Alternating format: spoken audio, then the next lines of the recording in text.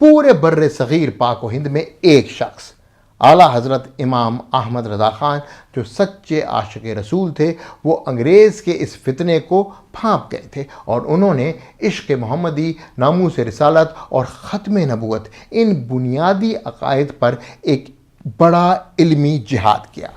کل کے رضا ہے خنجر خون خار برق بار، اعداء سے کہہ دو خیر منائیں نشر کریں۔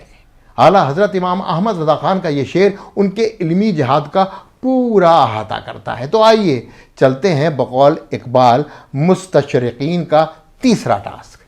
فکر عرب کو دے دو فرنگی تخلیات، اسلام کو حجاز و یمن سے نکال دو۔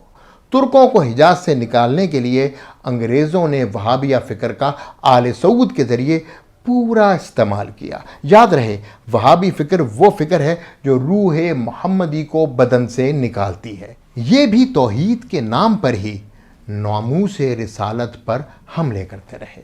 اس محاذ پر بھی ایک ہی مرد مجاہد نظر آئے، اعلیٰ حضرت امام احمد رضا خان، جنہوں نے رد وہابیت پر اپنی علمی زندگی کا بڑا دور گزارا۔ اپنے انہی دو اشعار میں اعلیٰ حضرت امام احمد رضا خان رحمۃ اللہ علیہ نے وہابیہ اور اہل دیوبند کو ایک ہی لڑی میں پرو دیا۔